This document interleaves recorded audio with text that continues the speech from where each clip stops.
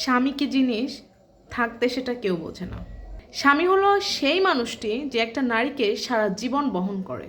একজন নারীর যদি মাথার উপরে স্বামী নামক ওই বটগাছটি থাকে, সমাজের কেউ তার দিকে আঙ্গুল তুলতে পারে না। পুরো পৃথিবীর সকল অনিশ্চয়তা কেটে যায় শুধুমাত্র এই একটি মানুষের কারণে।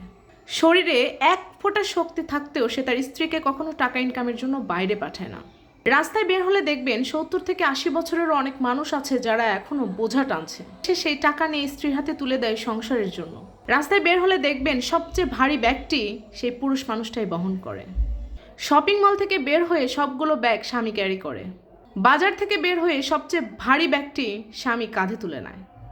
কোথাও গিয়ে যদি বসার জায়গা না থাকে, কোনো রকম স্ত্রীর জন্য জায়গা ম্যানেজ করে দিয়ে তিনি দাঁড়িয়ে থাকেন। এরকম উদাহরণ রাস্তাঘাটে অনেক আছে। একজন নারীকে দুনিয়ার জমিনে সবচেয়ে বেশি ভালো রাখে তার স্বামী।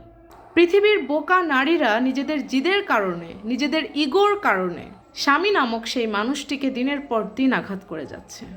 পুরুষের সাথে সমান সমান হওয়ার আন্দোলন করে যাচ্ছে। কিন্তু রাস্তায় বের হলে সবচেয়ে ভারী ব্যাগটা কেন স্বামীর কাঁধেই তুলে দেন?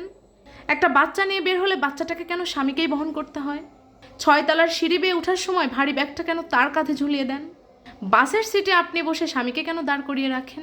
পৃথিবীর সব ভারী এবং কঠিন কাজটি পুরুষ অবলীলায় নিজের কাঁধে তুলে নেয়।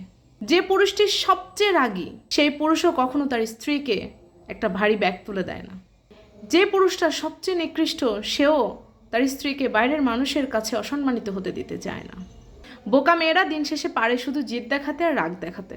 মেয়েরা এটাই জানে না যে একজন পুরুষ মানুষ দিন শেষে শুধুমাত্র তার স্ত্রীর ভালোবাসা, সম্মান এগুলোই আশা করে। তাই আমি বলবো, স্বামী থাকতে তাকে কদর করুন। চলে যাওয়ার পরে আফসোস করে লাভ কি?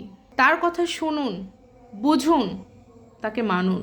দুনিয়ার সব কিছু যদি ছেড়ে দিতে হয় ছেড়ে দেন, কিন্তু এই একটি মানুষকে যদি জীবনে আঁকড়ে ধরতে পারেন, তবে তো আপনি জান্নাত পর্যন্ত পৌঁছে যাবেন। ভিডিওটি ভালো লাগলে সবাই ভিডিওটি শেয়ার করে দেবেন এবং অবশ্যই পেজটি ফলো দিয়ে আমার পাশে থাকবেন। আসসালামু আলাইকুম।